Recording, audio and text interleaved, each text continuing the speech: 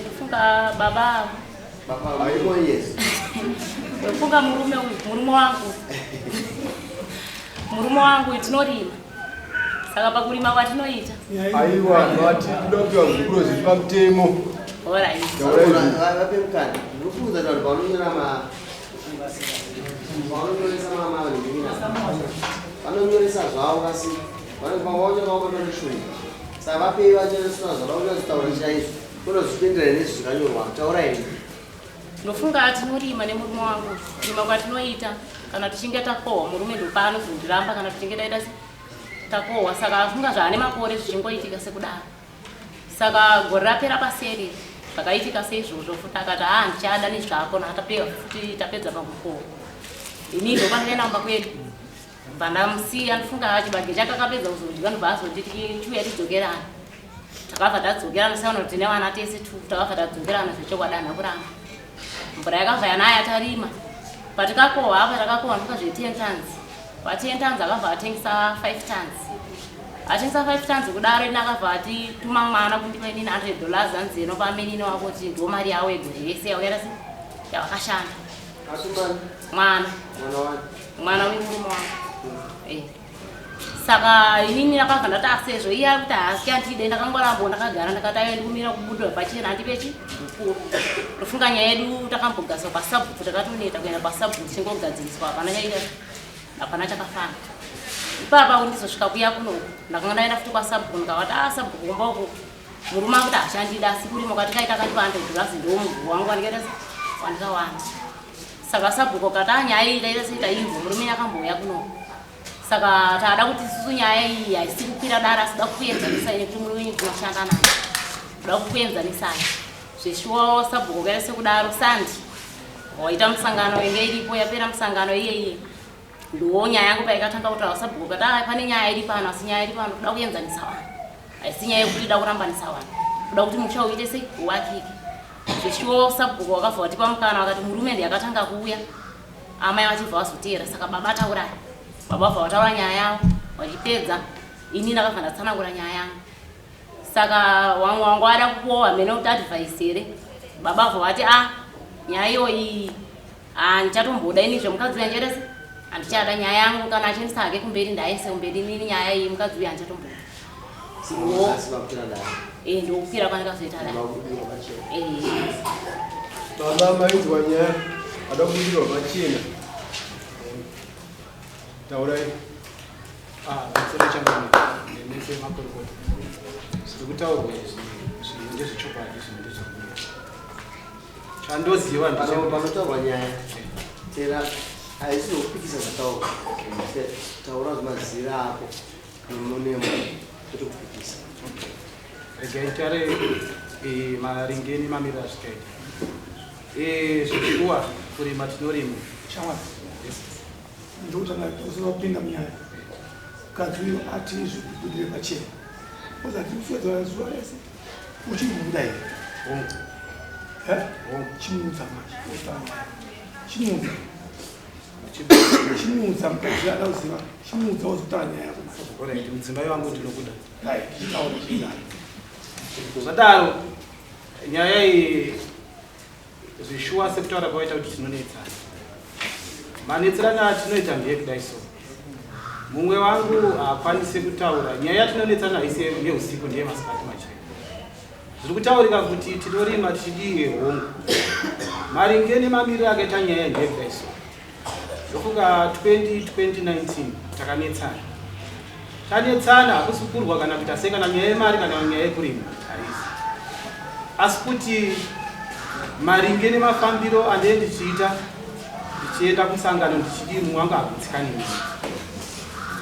Mumwe wangu asingagutsikane neni ndezvekudai so. Ndofunga ndakabuda maseni ndichienda kunotakura zvidhina kuma2 o'clock dzeusiku. Ndadzoka kuma3:30 ndakaona moto uchibvira pamba. Ndaona moto uchibvira pamba ndakati chii? Mwana ndiye andikatanga kuona mukomana. Mukomana akati ndamutsa na mama watema chibhedha wapisa. Ndofunga ndakakwanisa kushedza kana kumutsa wangu pa next door. Ndakati yaimuone ndozvaita sei? Ndozvaitika panapa. Nenyaya yakadai. Zvishua vakaenda kumba kwavo ndakateera. matero andinoita ndeyekuti ndinoenda ndichikumbira mhuri yangu handiende ndakaoma ndakaita sedenda ndakapfava zveshuwa mhuri yangu yakadzoka. Kechipiri zveshuwa tauya pamba patagara. Kechipiri zveshuwa patanetsana takuenda maelection ya2023 ndofunga mamu muswa 5 July ndipo tikatanga kunetsana.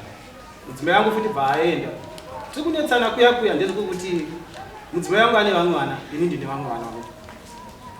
Mudzimai yangu handina kumurambidza kuenda kumaricho yazvekuti unonotsvagawo mari yako uchibatsirikana ininiwo ndinoita se ndinenge ndiriwo pamba ndokuti asununguka kuenda kuita se zveshuwa. Mudzimai yangu akasvika pakusumuka kuti inini nezvako taramba tichinetsana. Ndofunga ndakakwanisa kusumudza foni ndakafonera mai ndikati mai kuna mbuya wangu amai kuna tanetsana kuna tisunzwisana avati vakurongedza vakuya kumba. Ndofunga amai vakatora vakati vari mberi padhuze ndakati regai ndiwambe foni vakati ko mai kuna uri kuenda kupi zvakanzi amai handisi kuyamba kwenyu ndiri kuenda kumba kwedu. Zvadaro pai amai kuna zveshuwa tiri pakati pekuti waishanda paguchi waenda nerori saka vakasvika pakuti aba kuna ndipe zvinhu zvangu tese ndiende zveshuwa vakatsvaga rori vakatakura zvinhu vakaenda kumba vakati mombe iri mudanga yatikarima tese ngatitengese tese tisheyane. Takatera naizvozvo vakatengesa mombe vakadii mbudzi vakaita se vakatakura. Ndofunga vakaenda 2023 vakaenda muswa 29 August. Kubva ipapo 29 August ndakazotera mhuri yangu gore rakapera muswa 5 October. Ndatera mhuri yangu muswa 5 October. Ndofunga kuenda kwakaita kumba kwavo handina hwandera ndikambowatera kana kuwahwandira kuti varifamba nani kana variwadii handina. Ndakaitoenda kumba kuna mbuya wangu ndokwanga kune vana ndokataenda tichidii dzamana nemudzimai yangu tichitaurirana tichidii. Mudzimai yangu akatanga kudzoka kuya kumba. Mudzimai yangu akatanga kutaura kuti aba kunashe honai vana vari kushambura yaiti tese tidzokirana. Takati oraiti honai zvino maindiro angu kaita se amukaita. Takatengesa mombe takaparadza midziyo chichii. Zvino manje nyaya iko ndeyekuti mombe ndo dzatinorimisa. Saka inyi mari yangu yamukatengesa mombe mari yangu yekuti ndidzore mombe kudanga ndinayo yenyu munayo here tidzokirane titese tigare zviri pamutera. Zvikanzi ndinotsvaka zveshuwa mai kuna ashe vati asa izvozvo vakabva vaenda kuna sabu kundadzoka pamba pangu. Zvakanzi mazvinzwa here zvakanzi sabhuku zveshuwa takaita musangano vakauya padare vakanzi vangu wese ngoendai regai tisare tine komiti zveshuwa komiti padasara ndikati ndine vamwe vandinoti muzukuru wakatezwa vangu ndikati imi misarai pane nyaya iri pana pada kuti mangwana muzondipupuriro pandichatera mhuri yangu. Zveshuwa nyaya yakataurwa vakanzi aini tadzoka pamba pangu ndikati aini ndinozvitambira asi kuti nyaya hatingangoti tadzokerana tisina kuenda kupi kumba kwavo tononzwawo mashoko anenge achiita se achitaurwa kupi pana atezwa. Zveshuwa ndakaenda rumukwana rwiviri rwechitatu ndo pandikazenge tazosangana nemadzimai yangu aitoenda kubasa iko kwandiri kutaura pabhoche. Ndofunga tadaro taitaurana ndaiti Mauna pedza utsanangura. Ndakuda kupedza. Tadaro pai ndofunga takazodzoka nokumba kwana baba ndazogara mhuri yangu bvatatambira tazogara mhuri yangu ndofunga ndakazofonera tezo rangu ndikati pane 3 weeks ndikati ko mhuri yangu haisati yauya zvikanzi vachiri kubasa vari kumirira kutambira peyani yavo. Zveshuwa kwauya kumba musa 2 December wauya musa 2 December ndofunga wakandifonera kuti ndakuuya regai ndikuchungure pandatowa chungura ndatosangana almost about 1.5 km. Ndopa ndikasangana nawo achiti ndikudzoka hangu kunashe pati ndafonerwa ndikati wafonerwa nani saka ndafonerwa nasisi wangu kunzi ukangodzokera kumba kwalake tikuya kukuruwa nehanzvadzi dzangu wajaira kungoshandiswa chichi ndikati zvino uchaenda kupi chidzokera kupi kumba. Ndopa wakadzokera kumba kwavo kuna amai vavo. Ndofunga wakangogara 2-3 days amai wakabva wasumuka nevamwe vandinoti ambuyo vandikambosvikira ndichitaura nyaya yangu ndauya kusiya mudzimai yangu kupi pana baba. Wasiya mudzimai yangu pana baba ndofunga ndakabva ndatambirwa kuita se pandashedzwa kunzi watore mudzimai yako zvekare padatora patagara. Tagara zveshuwa zvavari kutaura kuti takarima takadii zveshuwa takarima takatengesa zveshuwa chibadza zvinoita 10 tons chikaita 9 points chaita 9 points zveshuwa because tine makohero atinoita kumunhu hatikohe nekeshi tinokohera nezvikwere tishandisa chibada nonyora pasi. Ndofunga ndakakohwa dzinokwana kuita 9 days ndine vanhu 7 saka pa 9.5 tons idzo dziye dzandikakohwa zveshuwa ndakatengesa 5 tons chimwe ndakabhadhara labor chimwe ndakabhadhara share. Saka pa 5,000 pa 5 tons dzandikatengesa ndakaona mari inokwana 1.2 ndaona mari inokwana 1.2 ndakakavha chikoro chikwereti che $100 ndakabhadhara mukoro wangu wefulenzi we$100 matisitsi acho ndinawo ndadzoka funga ndakatomboenda kune sadombo wangu ndikati sadombo ndibvunzire mudzimai yangu kuti akangondibumbukira chii chiri kuita zvishuwawo sadombo ari munzira akatoenda wakataura kuti vatataura ini chibasa changu ndakachitengesa kune munhu akabva enda kubotswana bhaazoti after 3 weeks unotore mari yako zvishuwa ndopanga tiri kutangaita sekunetsana tisingataudza tisingadii pataigara muimba imwe chete zvishuwa zvandikazoona ndezvokuti mari inoita se inonetsa kuichengesa chandingakwanisa kuita ndechekuti pavana vedu vatinawo 3 ngatibva ndabvisa $50 pamwana egega ini bva ndati iwe mukomana mukuru tora $100 inini $100 iwo $100 nekuti ifanira kutenga ichi hembe handina kutaura ndichiti iyi ndiyo mari yekushanda kwamukaita se kwamukaita kubo ndaita saizvozvezvo ndofunga ndakaramba ndichigara nevana tichibikirana tichidii vanhu vachienda kuchikoro ndichishandisa mari yandikasarwa nayo muhomwe yandikatsanangura ndichidii kuti tiwirirane i$450 pa $1,200 saka iri nyaya yekuti ndakapa mudzimai $100 ndichiti ndiwo yeseka aipapo ndikupokekana pavari kutaura zveshuwa kuti sande pakati padare zveshuwa dare rakaitwa sabhuka wakandishedza wakanditi uyai kudare revillage zveshuwa ndakaenda iwo hauna kundibudira pachena kuti kune nyaya yako ndakazonzwa tatoita dzimwe nyaya sabhuka kati pane nyaya yadzimai vangu neni toda kuenza zveshuwa ndakaona nguva yekuti uonane kana kuti wabereki vangu varipo kana kuti chii varipo sandi yacho makuseni ndandamupira kutora sadombo naambuya vemudzimai vangu kuti tienza tiswe panyaya yechikwanisa ipangira kaza kumuda here unomuda sabho kuti pema minutes muona nyaya dzamene maita sabho zvongoda inini pakuzoresha ngamwe panyaya iyoyi yamanyimanji haina maminutes asi ine komiti yangu ndinayo uyu ndisekretari wangu zvishowari uyu anoita basa rangu zvakanaka asi panyaya yekunetsana nemadzimai aya yakanyanyisa zvese zvavari kutaura zvokuti kubva kwese kumashurowo ngachiedzawo kumuvhumbamira sokuti uzi handingataure nyaya dzake pamberi pevanhu kumba kwangu chaiko chaiko ndakakugadzisa ka4 handini muri kuona ipapapo ndiye akazotanga futi kuuya tikumba hakusisina rugarewo dzimai aruda kumwisa mwana mapiritsi emakonzo iwo zipedzisirano iyewo futi pache zvake akuenza zvikana sadombo akatotiza muzukuru wake ane tambo kuda kunozvisungirira saka uya ndinozomutaurira manje kuti iwe ndiro nyaya yako uyu ada kusungirira ada kusungirira ndikati ndikamuburisira pachena kuti ndiro nyaya yako uku handizomuwani nokuti mashuro kune dzimwe nyaya dzatisina kumuwani iye achitodiwa panyaya dzipi idzodzo ndosaka ndisina kumutaurira kuti kuti chamutaurira nyaya yako saka zveshuwa vanhu ava changamiro ndoda kuti mundibatsiro ipapa ndiri kuda kuti uyu sekretari wangu kawo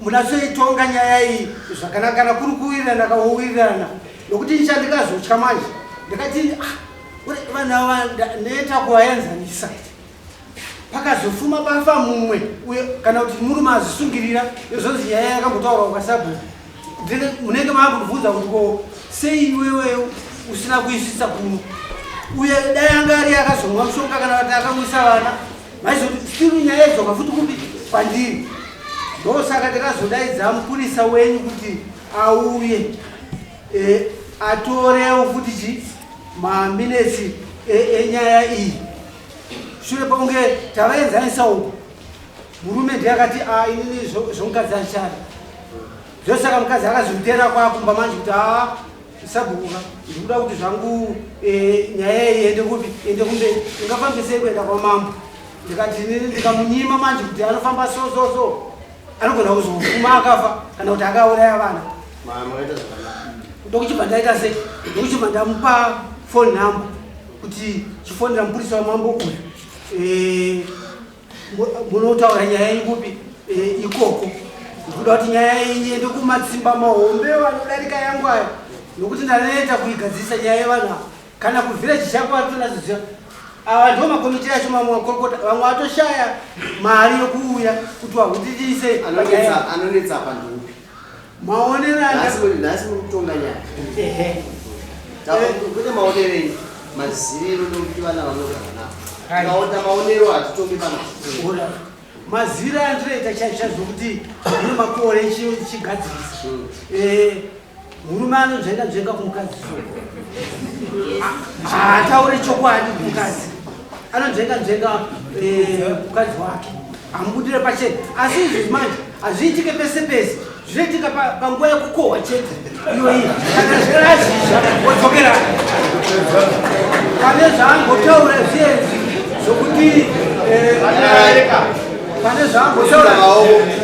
pane zvaangotaura zviye zvokuti vakahaya motikari mukadzi akatengesa mombe izvo sezvo vakazviita sikireti isingatongozviziva kuti ndo zviripo iye mukadzi wacho kana kuti ayazotaura kuti ndo zviri kukumba uku pastage yatasvika hapana murume wacho futi kuti ayazotaura kuti ndo zvazvikaita hapana ndakuzinzwa nemakuhwa kuti ndo zvakaitika ndobva ndazobvunza saka ndikaona manje kuti ndizoya kuno kuti tini nashangamiri ndo zvakaita vana vangu ndikaona kuti hazviita se hazviite but vakandinzvenga vese papi ipapo pavakaita ipapo saka nhasi uno ndi kuti aiwa changamiri matomu ini ndayakoshonora ndaaisawo pamuri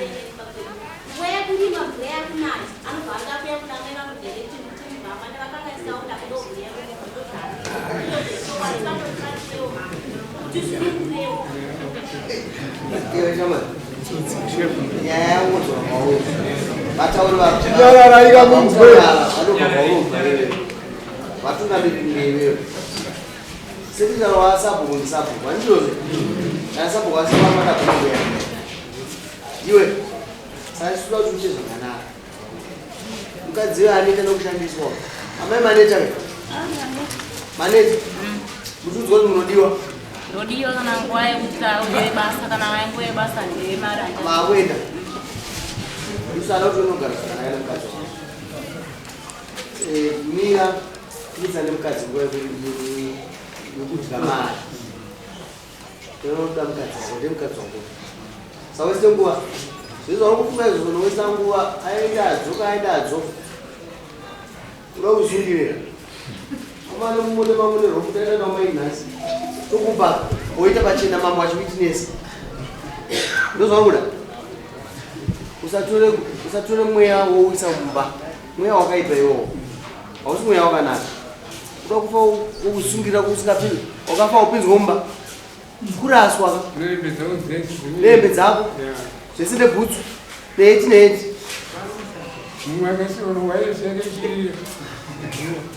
inogara zvakanaka nemukadzi amaende papi pada kugadziswa ndatonzwisisa sabu kana vatatu uyo anonzvenga ndatoona problem haisi pamwe mari anza kuise mari sesekane mari akane mari ndidzidzisewo kana ndinyime ndadzidziswawo mari kuti uye chengeta mukadzi ndo mutemo wemari ndebhengi wombeka mukadzi chengeta mukadzi amunomuda muchengeti mupe mari inouya tarisa vanhu vese vanonyima inoona kuti mamusha pake panei kana ngoro hapana kana mutsairo chaiwo ndipe mutsairo kwanza hangonoenda musango ichi ukuzvitangisa mukadzi wako saka makomborero aenda mashoma iyo ilangweji yakapwisa ukangozviziva chete izvozvo wagadzisa upenyu wako mudo mupe mari chete kana atadza kuzvishandisa unokutaura zvaona ndakupa watadza kushandisa umudzidzisa ukaomera kai ukaomera haana kuomera here amai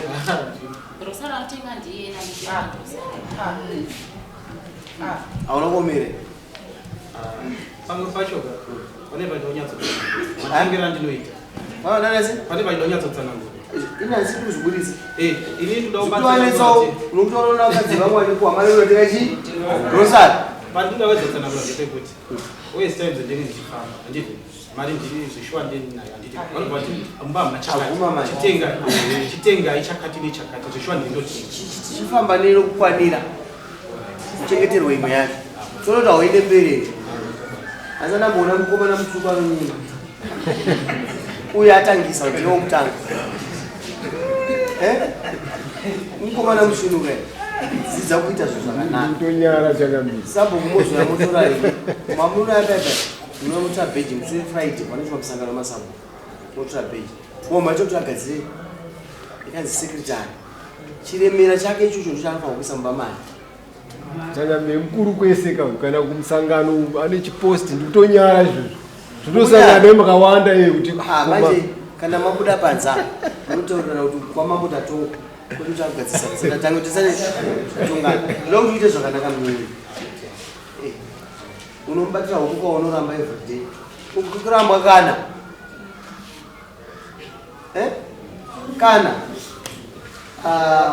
hurumende yanga ukunyengerera kuti zakuramba kuti naisiti wanditambirei kundagadzirisa kwete kuti wewe ndokuramba kana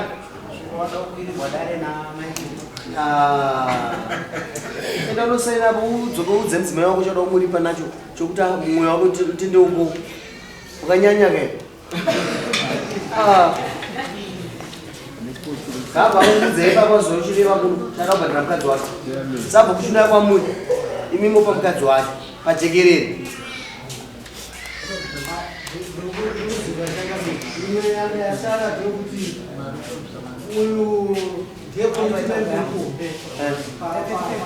aiwa dzimwe tozotaura nhasi ngatibate dzine basa dzine basa idzozidza akakudzimaya akatodaidza uyu ndavandisiku mandafuda kunzi yamone zvaitwa kuti kumba kwangu akasvika ndobva aenda kuona bhaketi rake raanocheresa mvura mukadzi uyu raitirwa magoo nomagoo mukadzi ndokuzonditaura manje kuti zvi ndo nyaya yekupi irikukagara manje sikada arume zakazivazema hazisi nyaya iyi ndo nyaya naiyo akaitira tsvina mubhaketi remvura ndiyani changamire pamusoro iyo nyaya iyo yakatondishamisawo maringe nekuti nekudai so ndofunga musi wechipiri ndakatobva kumiting yemayouth games ataitita